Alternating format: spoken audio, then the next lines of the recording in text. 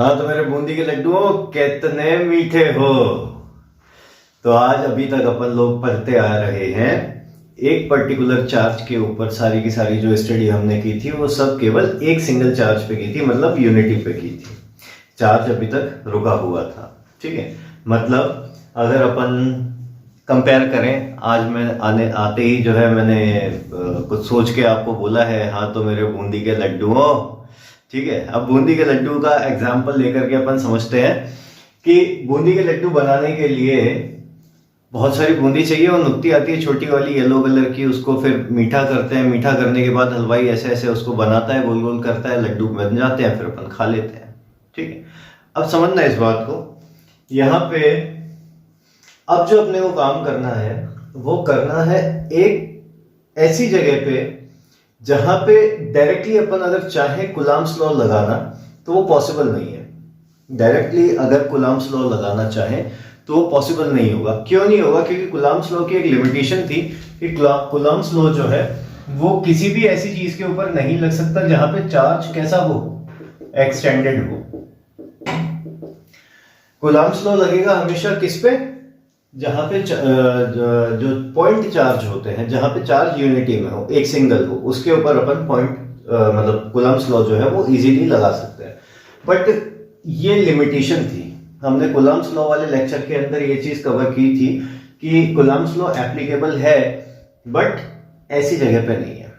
अब यहाँ पे अपने को जो टॉपिक पढ़ना है ना आज, वो समथिंग लाइक बूंदी के लड्डू जैसा ही है, ठीक है। हाँ, कई लोगों को तो ऐसी इच्छा हो रही होगी बस आज बूंदी के लड्डू ही खाने हैं। अब देखो जरा समझो, अब यहाँ पे चार्ज जो है वो डिस्ट्रीब्यूटेड फॉर्म में होगा,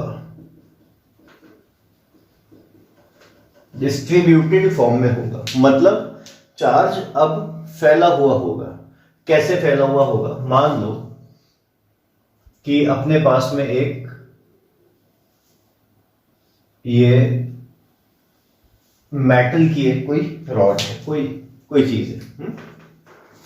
इसके ऊपर बहुत सारे चार्ज हम बाल्टी में भर के लाए और इस पे फैला दिए, ठीक। इस पूरे के पूरे रॉड की जो लेंथ है वो हमने मान ली कि वो L है, ठीक है। L लेंथ की रॉड है। अब जैसे बहुत सारी बूंदी मिला के, यहाँ पे बूंदी को कंपेयर किया है, नुक्ती को कंपेयर किया है इस चार्ज से, ठीक है। ऐसे एक बूंदी, दो बूंदी, तीन बूंदी, ऐसे बहुत सारी बूंदियां। अब उसको काउंटिंग तो नहीं कर सकते ना भाई, होती छोटी छोटी सी है। और अगर बड़ी वाली भी है तो उसको काउंट करोगे कैसे? पॉसिबल नहीं है, ठीक है। या तो फिर बैठो उसको एक एक निकाल करके गिनो, टाइम बहुत लगेगा उसका। और लोग कहेंगे कि ये तो है पागल। चलो आगे बढ़ते हैं, जोक सपाट।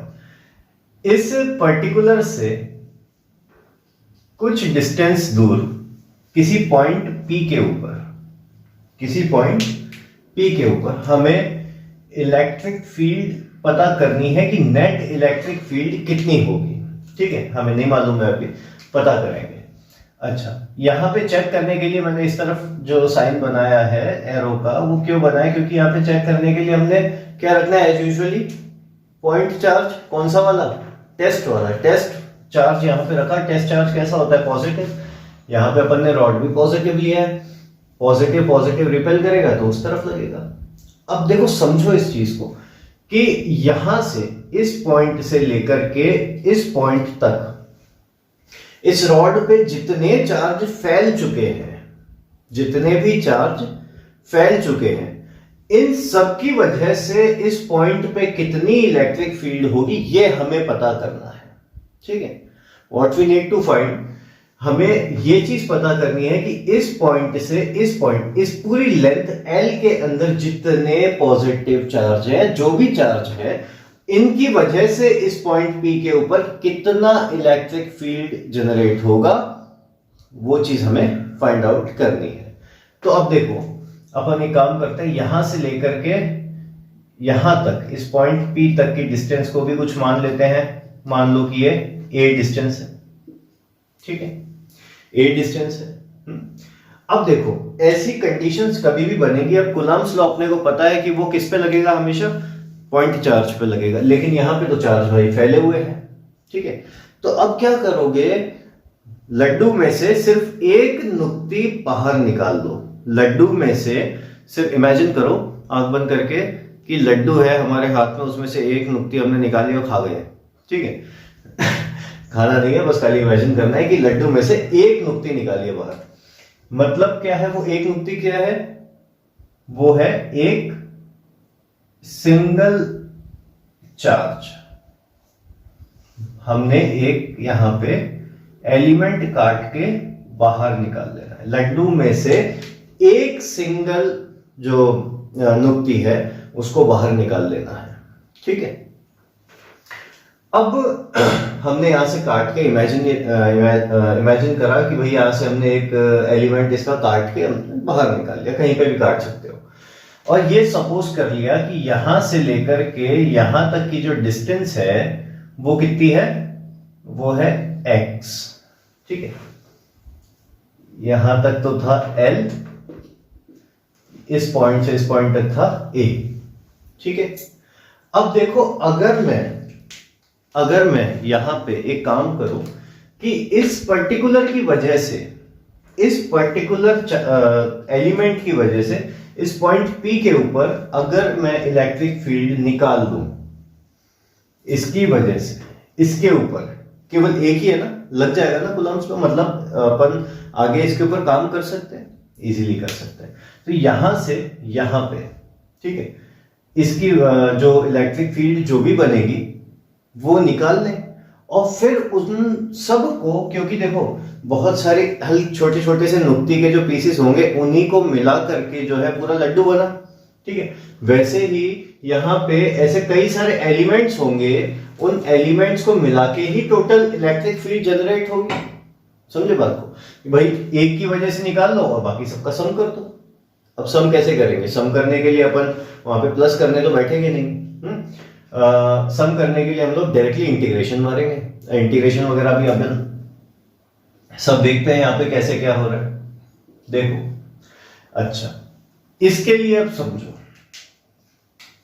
इस पर्टिकुलर के लिए यहां पे चार्ज कितना है, dq चार्ज है। dq क्यों लिया, टोटल नेट चार्ज इसके ऊपर था अगर q, तो एक सिंगल चार्ज कितना हो गया, छोटा सा चार्ज है, बहुत छोटा सा, dq। इसकी लेंथ अपन ने मान ली, यहां से यहां तक की जो लेंथ है वो अपन सपोज कर लेते हैं कि dx है, और चार्ज कितना है, dq है। ठीक है, लेंथ है इसकी dx और चार्ज कितना है, इसमें छोटा सा चार्ज है dq चार्ज। समझ गए बच्चों? ठीक है, अब देखो यहां से इसकी वजह से जो यहां पर इलेक्ट्रिक फील्ड बनेगी वो क्या बहुत ज्यादा बनेगी, नहीं बनेगी ना। हमने तो खाली एक एलिमेंट की वजह से इस पॉइंट P के ऊपर देखा है, तो वो कितनी बनेगी, d, छोटी सी इलेक्ट्रिक फील्ड बनेगी। ठीक है, अब छोटे से चार्ज की वजह से छोटी सी इलेक्ट्रिक फील्ड बनी, अगर हम इस छोटी सी इलेक्ट्रिक फील्ड को सम कर देते हैं इस रॉड के अकॉर्डिंग, तो अपना काम बन जाएगा। ठीक है, इसकी वजह से ओवरऑल जो भी डेवलपमेंट हो रहा है वो इजीली निकल जाएगा। अब देखो समझो, अच्छा, इलेक्ट्रिक फील्ड का फॉर्मूला क्या था, KQ/R²। ठीक है, तो अब यहां पे अपन ने क्या करना है बच्चों, यहां पर हमारे पास में फील्ड कितनी है, छोटी सी है, DE, तो DE कितना हो जाएगा, K तो कांस्टेंट है, Q कितना हो गया, चार्ज कितना, चार्ज भी तो छोटा सा है, dQ/R²।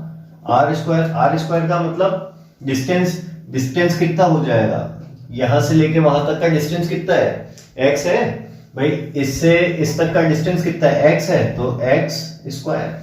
ठीक है, तो फॉर्मूला अपना जो इक्वेशन थी वो चेंज किसमें हुई, K dQ/x²। ठीक है, अब अगर हम इसी यूनिट को ऐड कर दें, मतलब सम कर दें, ठीक है, क्या करते हैं, सम करते हैं, तो हमारे को पूरा का पूरा वैल्यू इसका पता चल जाएगा। ठीक है, अब इसको सम कैसे करेंगे वो समझो बात को। हम सम करने के लिए इसको भाई ऐसे नॉर्मली प्लस करते हैं, DE + DE + DE + DE, तो पता नहीं है ना कितने चार्ज है, ओवरऑल काउंटिंग तो पता ही नहीं है, तो कैसे काम करेंगे। तो इसके लिए हम यूज करते हैं इंटीग्रेशन। तो इंटीग्रेशन ई नेट निकालने के लिए हम यूज करेंगे इंटीग्रेशन। इसका मतलब क्या है? सम करना, कहीं पर्टिकुलर किसी लिमिट से कहीं पर्टिकुलर किसी लिमिट तक। ठीक है, समझो बात को। यहां पे अपन सम करेंगे किसका? डीई का। ई नेट निकालने के लिए समीशन ऑफ डीई इंटीग्रेट किया अपन ने। अब यहां पे जो मेन दिक्कत होती है बच्चों, वो दिक्कत होती है लिमिट की। अब देखो यहां से अगर मैं यहां से ऐसे टक टक टक टक टक टक चलता आता हूं, तो हम पहले कितना दूर पहुंचे इस पॉइंट से? ये वाला जो कॉर्नर है, ये वाला जो कॉर्नर है, ये कितना दूर है इससे? ए। तो सपोज किया कि भैया ये ए से चालू हुआ है। कहां से? ए पॉइंट से स्टार्ट हुआ है और कहां पे जाके खत्म हो रहा है? इस पॉइंट पे। अब जरा यहां से यहां तक की डिस्टेंस देखोगे तो तुम्हें दिखेगा L प्लस ए। दिख रहा है? L प्लस ए। भाई हमें क्या काम करना है? हमें यहां से लेके यहां तक की रॉड है। ठीक है, अगर अपन ने यहां से यहां का डिस्टेंस a माना है, तो इसको अगर a पॉइंट मानते हैं तो a पॉइंट से शुरू हुआ। a पॉइंट से शुरू, इनिशियल स्टार्टिंग पॉइंट कौन सा कहलाएगा भाई? ये कहलाएगा ना, यहां से तो शुरू हुआ है, तो जहां से शुरू होती है वो लोअर लिमिट, और जहां पे खत्म हुआ इस पॉइंट पे खत्म हुआ, तो यहां से लेकर के यहां तक की डिस्टेंस कितनी है? L प्लस ए।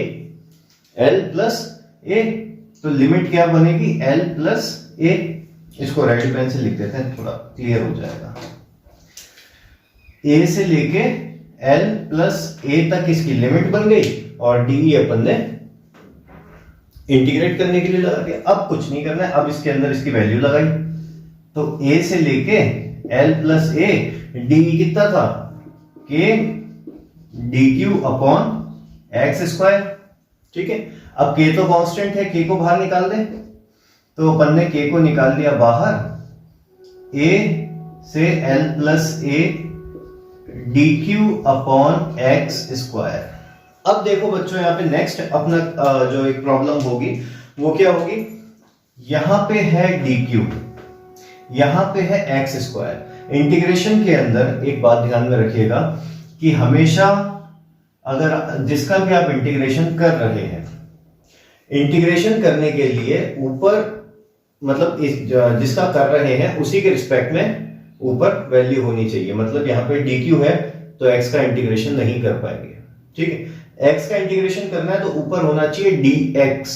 लेंथ है ना भाई, लेंथ का x क्या थी? यहां से यहां तक की लेंथ थी, तो लेंथ का इंटीग्रेशन आप चार्ज के रिस्पेक्ट में कैसे कर सकते हो? dq क्या है? चार्ज है, तो अपन लेंथ का इंटीग्रेशन लेंथ के रिस्पेक्ट में करेंगे। अब भाई लेंथ को समझने के लिए एक चीज समझो, linear charge density. Linear charge density को लैम्डा से डिफाइन किया जाता है। ठीक है, इस लैम्डा का मतलब क्या होता है? Total charge upon length. ठीक है, मतलब फॉर्मूला अगर बनाएंगे तो Q बाय L। समझ गए बात को? चार्ज पर यूनिट लेंथ भी कह सकते हैं इसको, अगर प्यार से ऐसे कहना चाहें तो चार्ज पर यूनिट लेंथ भी कह सकते हैं। ठीक है, चार्ज पर यूनिट लेंथ।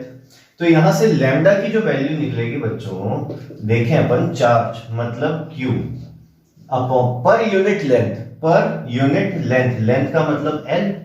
ठीक है, ये अपना फॉर्मूला अपना। अगर इसी को मैं चेंज करके ऐसे लिख दूं कि लैम्डा इज इक्वल्स टू, भाई छोटा सा चार्ज है हमारे पास में और लेंथ कितनी है इसकी? dq, और सॉरी dx, dx लेंथ है, तो dq अपॉन dx, तो lambda is equal to dq upon dx। Charge पर यूनिट लेंथ मतलब लीनियर चार्ज डेंसिटी की मदद से हमने lambda is equal to dq by dx value निकाल ली, क्योंकि अपन को तो इसके ऊपर काम करना था। ठीक है, यहां से आगे बढ़े तो अपन यहां से dq की वैल्यू अगर फाइंड करें तो आएगी लैम्डा dx। देखो dq is equal to lambda into dx, cross multiply कर दिया। अब इस dq की जगह पे अगर अपन लैम्डा dx पुट कर दें तो देखो क्या मिलेगा, ई नेट इज इक्वल्स टू के कांस्टेंट बाहर ए से एल प्लस ए, डी क्यू की जगह पे लिखा अपन ने lambda d x upon x x square. ठीक है, अब देखो लैम्डा भी कांस्टेंट है, वही लीनियर चार्ज डेंसिटी है, फिक्स ही होगी, तो के लैम्डा बाहर, इंटीग्रेशन ए से लेके एल प्लस ए 1 upon x square D x. के लैम्डा ए से लेके एल प्लस ए 1 upon x square D x, मैंने इसको इस फॉर्म में लिख दिया है।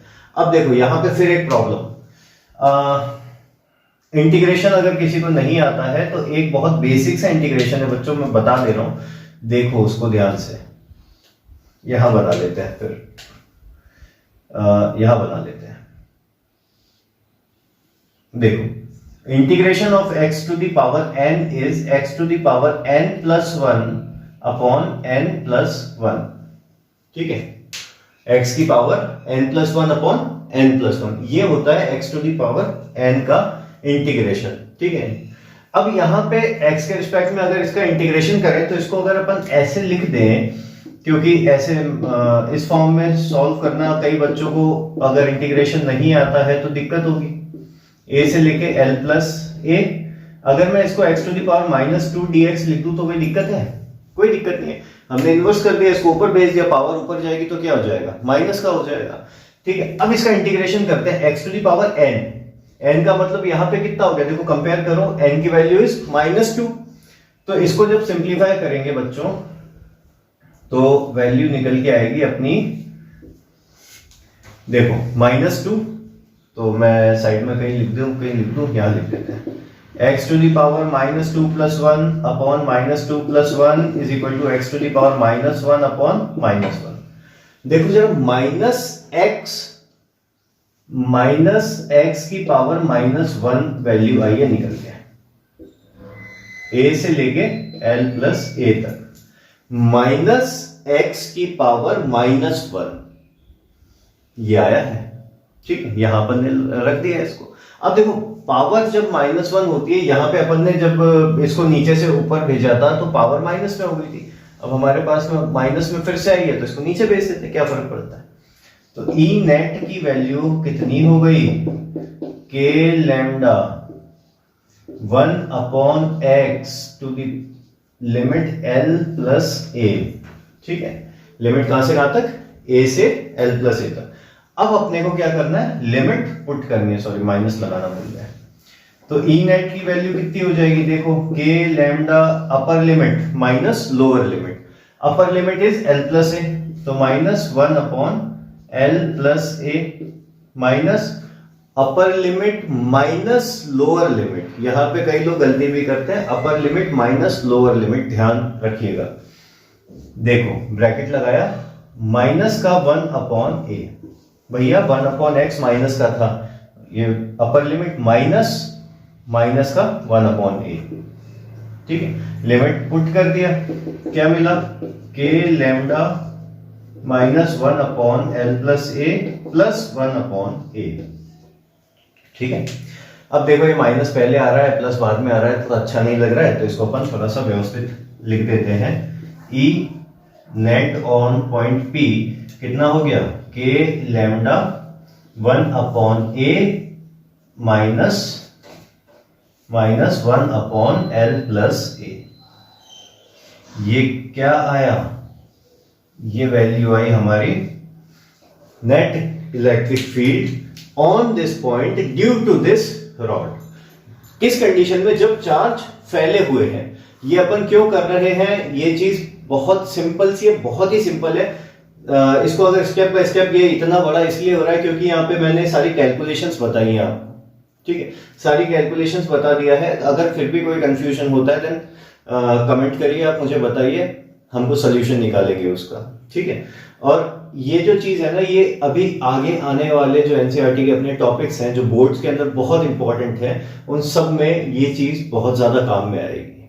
ठीक है, इसके बाद में हम एक चीज और करेंगे, अगर एंगल के ऊपर आए तो क्या करना है। उससे पहले एक बार आप इसको नोट कर लीजिए, फिर अपन आगे बढ़ते हैं। एक स्ट्रेट रॉड की वजह से जो चार्ज उसके ऊपर फैले हुए थे, उसकी वजह से इलेक्ट्रिक फील्ड निकालने के बाद अब अपन नेक्स्ट जो चीज सीखनी है वो ये है बच्चों कि अगर कोई ऐसा कोई घुमा हुआ कोई सरफेस मिल जाए और पूछ लिया जाए कि इसके सेंटर पे बताओ कितनी इलेक्ट्रिक फील्ड रहेगी, तो यहाँ पे जीरो तो हो नहीं सकता क्योंकि सिमेट्रिकल नहीं है बच्चों, सेमी सर्कल।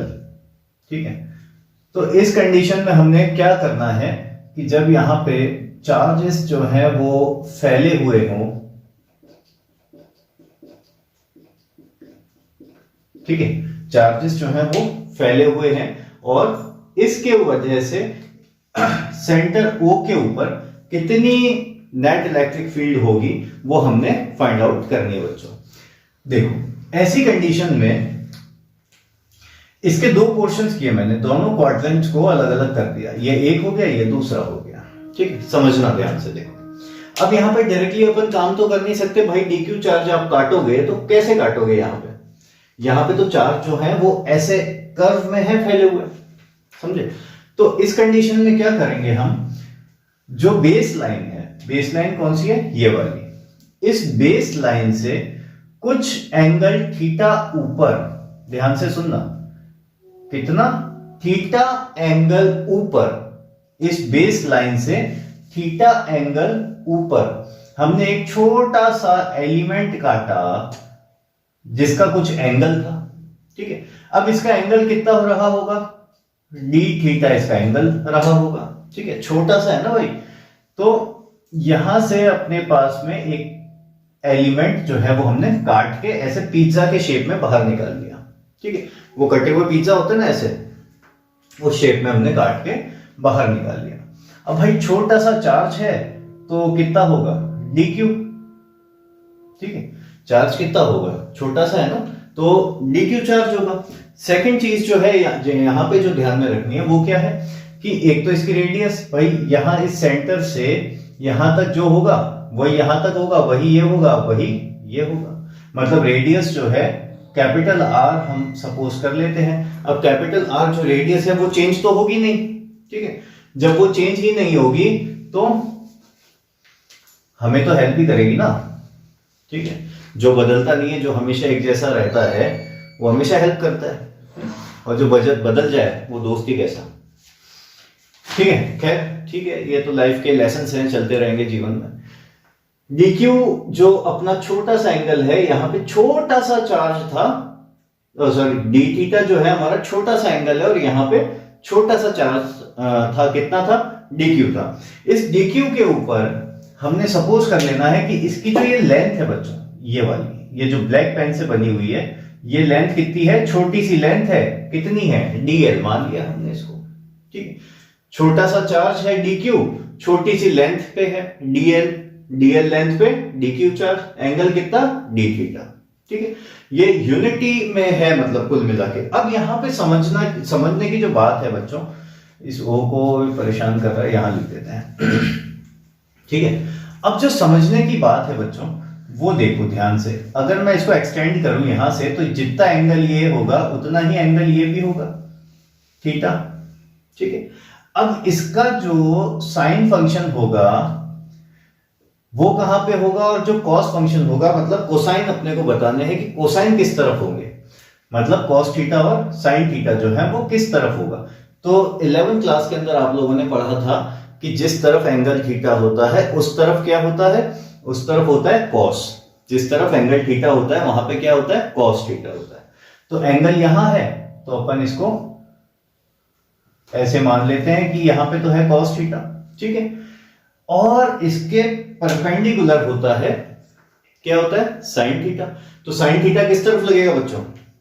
इसके नीचे, यहां पे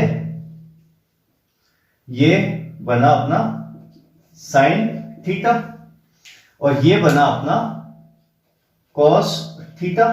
ठीक है, अब जरा ध्यान से समझना मेरी बात को, बहुत ध्यान से। अब जो मैं लिखने वाला हूं उस चीज को देखना। इस पूरे की वजह से नेट इलेक्ट्रिक फील्ड निकालनी है सेंटर ओ के ऊपर। ठीक है, तो इस डीक्यू चार्ज की वजह से यहां पे कितनी इलेक्ट्रिक फील्ड जनरेट होगी?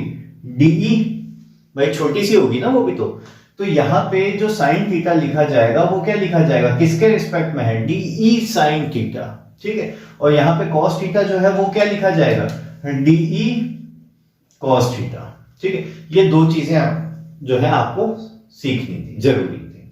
अच्छा अब देखो जरा ध्यान से, अगर मैं इस कंपोनेंट को कहीं पे भी ले लूं, इस वाले पूरे के पूरे सर्कल में, सेमी सर्कल में, अगर इस कंपोनेंट को हम कहीं पर भी उठा करके देख लें, अगर ये लिया तो ये एंगल कितना थीटा, तो ये भी एंगल थीटा, ये cos theta, dE cos theta. अगर मैंने इसको ये वाला एंगल लिया, ठीक है, ये अब ये एंगल थीटा है हमारे पास में, ठीक है, तो इसके रिस्पेक्ट में ये गया ऐसे नीचे, तो ये एंगल फिर से थीटा, तो ये कितना हो गया, इसी साइड में डी कॉस थीटा आ रहा है। ऐसे ही करते करते अगर मैं यहां पे ले आऊं, यहां पे सेकंड इधर वाले क्वाड्रेंट में आ जाऊं, तो अगर ये वाला एंगल थीटा, तो इसके सामने वाला जो एंगल होगा वो भी थीटा, ठीक है। ऐसे ही करते करते अगर मैं यहां पे ले आऊं, तो ये वाला एंगल अगर थीटा, तो इसके सामने जो आएगा वो भी कॉस थीटा, ठीक है। मतलब जो कॉस थीटा इस तरफ की वजह से बना है यहां पे, वही कॉस थीटा जब मतलब एंगल जब हम इस वाले क्वाड्रेंट में आएंगे तो कॉस थीटा किधर बनेगा, इधर बनेगा। भाई बात नहीं समझे, देखो दोबारा देखो, अगर हम यहां सेंटर मानते हैं, ये दो क्वाड्रेंट्स में डिवाइड कर दिया इसको, ठीक है। अगर अपन ने यहां पे कोई एंगल छोटा सा काटा है डी थीटा, इसकी वजह से एंगल यहां पे ये थीटा, तो ये भी थीटा हुआ, सही बात है, वर्टिकली अपोजिट एंगल, ठीक है। अगर इसी चीज को मैं यहां से उठा करके काटता हूं, कोई छोटा सा दूसरा एलिमेंट अगर निकालता हूं इस तरफ से, तो भाई अगर ये वाला एंगल थीटा है, इसको राइट पेन से लिख देते हैं, ठीक है। अगर ये वाला एंगल थीटा है तो इसके सामने वाला भी एंगल थीटा ही होगा, ठीक है।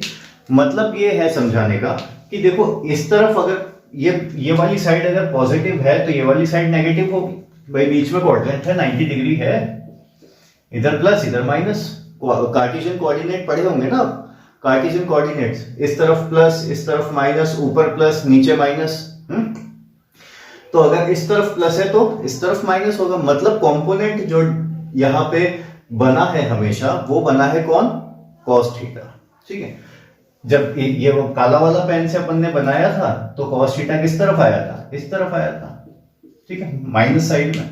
जब अपन ने रेड वाले से बनाया तो इस तरफ आया कॉस थीटा। अब देखो एक प्लस में एक माइनस में, दोनों के दोनों मिरर इमेज बनेगी क्या, इन दोनों की मिरर इमेज बनेगी क्या, बिल्कुल बनेगी। जब वो बनेगी तो ये माइनस में ये प्लस में दोनों क्या होंगे, कैंसिल आउट हो जाएंगे, दोनों कैंसिल हो जाएंगे। मतलब कॉस थीटा तो जीरो हो गया, plus cos theta minus cos theta is equal to zero. समझे बात को। तो यहां पर ये दूसरी चीज जो नोटिस करने वाली है वो क्या है, आप कहीं पे भी लोगे भाई साइन थीटा तो नीचे ही आएगा, sine theta, dE sine theta, dE cos theta, dE cos theta. आप कोई सा भी एलिमेंट लोगे परपेंडिकुलर तो यही रहेगा नीचे, ठीक है, डीई साइन थीटा। तो इस कंडीशन में जब हमें इस सेंटर के ऊपर नेट इलेक्ट्रिक फील्ड निकालनी हो तो यहां पे दिख रहा है कि डीई कॉस थीटा यहां पे भी बनेगा, डीई कॉस थीटा यहां पे भी बनेगा, साइन हमेशा नीचे बनेगा, ठीक है। जो इसके कोसाइंस हैं अगर उनको एक्सपैंड करते हैं तो ये इधर भी बना, ये इधर भी बना, और साइन हमेशा नीचे की तरफ बना। इसका मतलब क्या हुआ कि जो डी साइन थीटा है वो ऐड होगा, क्योंकि डी कॉस से डी कॉस तो कैंसिल हो जाएगा। समझे बात को। तो अपने को ऐड क्या करना पड़ेगा, यहाँ पे डी साइन थीटा को हमने ऐड कर देना है। अब यहाँ पे डी साइन थीटा कैसे लिखे, मतलब कैसे ऐड करेंगे, तो यहां लिख लेते हैं अपन E net is equals to integration of dE sine theta. समझे बात को। ई नेट निकालने के लिए हमने क्या किया, डीई साइन थीटा। अब यहां पे डीई साइन थीटा के लिए डीई की वैल्यू कितनी रही होगी बच्चों, डीई की वैल्यू हमने इससे पहले वाले वीडियो में भी निकाली थी, कितना था, के डी क्यू अपॉन, यहां वहां पे था आर स्क्वायर छोटा वाला, यहां पे क्या आएगा बच्चों, यहां से यहां तक की डिस्टेंस कितनी है, आर है, यहां से लेके यहां तक की डिस्टेंस कितनी आर है, रेडियस तो बदलेगी नहीं, तो capital R square sine theta. समझे बात को? अब इसको आगे सिंप्लीफाई करें, के कांस्टेंट है, रेडियस क्या हर जगह पे कांस्टेंट रहेगी? बिल्कुल रहेगी भाई, रेडियस तो आप कहीं पे भी नापोगे एक ही आता है, ठीक है। Integration sine theta into D Q, ठीक है, ये अपने पास में फाइनल वैल्यू आई। अब देखो यहां पे इससे पहले वाले टॉपिक के ऊपर भी एक बात समझाई थी कि जब हम x का डिफरेंशिएशन इंटीग्रेशन कर रहे थे तो वहां पे भी dq आ गया था, उसको हमने x में चेंज किया था, किससे? लीनियर चार्ज डेंसिटी से। यहां पे एंगल बना है थीटा और जो जिसके रिस्पेक्ट में हो रहा है वो है dq। तो अब यहां पे क्या काम किया जाए? इस dq के लिए क्या काम किया जाए? सबसे पहला तो आप ये याद रखें कि लैम्डा इज इक्वल टू क्या होता है, याद है? जल्दी बताओ। Lambda is equal to d q upon d x. Lambda is equal to d q upon d x, ठीक है। यहां से हमने वैल्यू निकाली थी डी क्यू की लैम्डा डी एक्स, ठीक है। ये एक तो हमने वैल्यू निकाला था डी क्यू का लैम्डा डी एक्स। दूसरी चीज, अब जरा इसको हटाना पड़ेगा हमें। देखो अगर अपन इस पर्टिकुलर डायग्राम को बनाए यहां पे अलग से,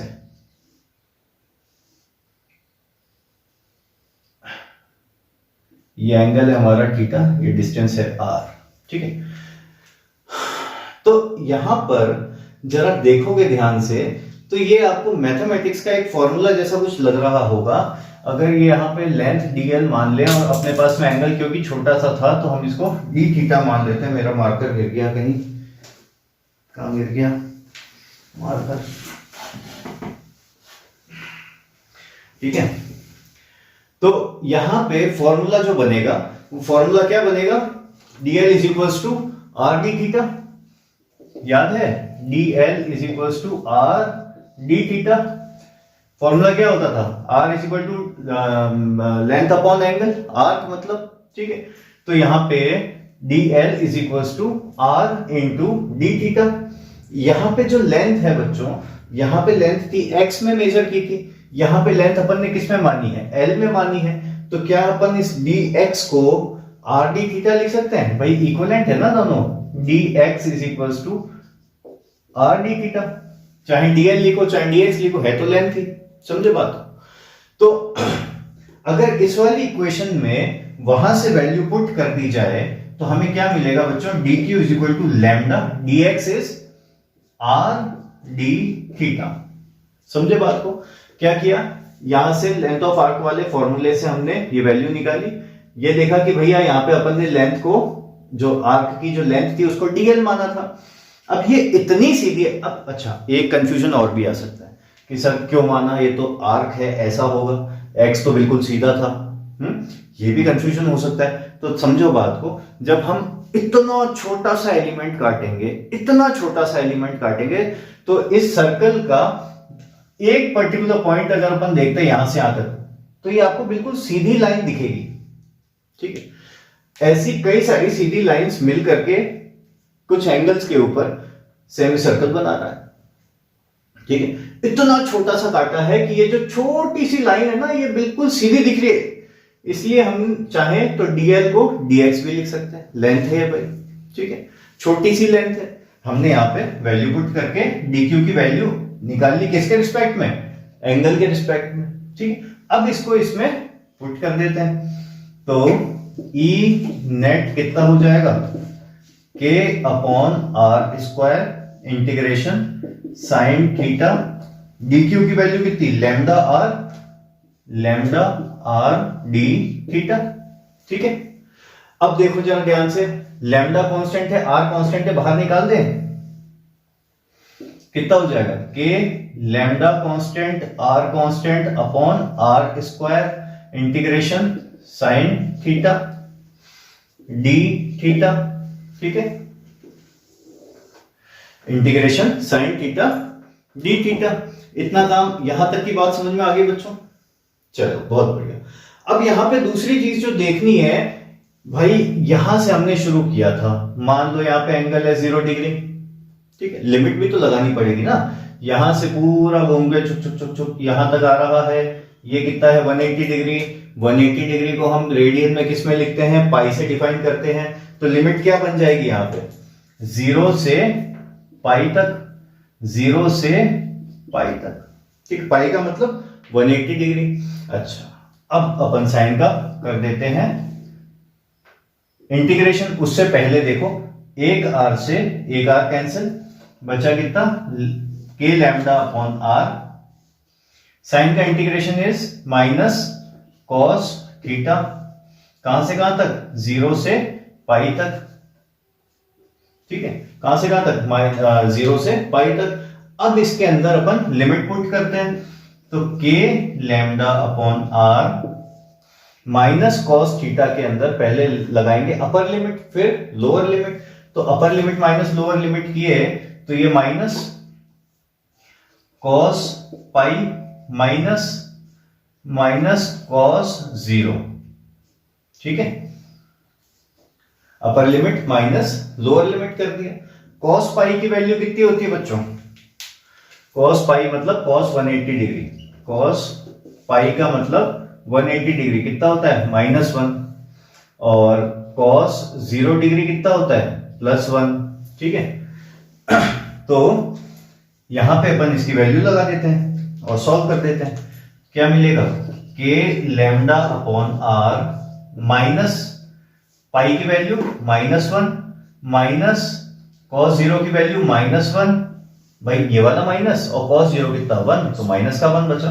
कितना हो गया ये देखो, के लैम्डा सॉरी के लैम्डा अपॉन आर 1 + 1, तो यहां से ई नेट कितना आया, ई नेट की वैल्यू कितनी आ गई, 1 + 1 2 के लैम्डा अपॉन आर। मतलब अगर हमें सेंटर पे निकालना हो ऐसी किसी कंडीशन में, तो इलेक्ट्रिक फील्ड कितनी हो जाएगी, E 2k क्यूब या 2k लैम्डा अपॉन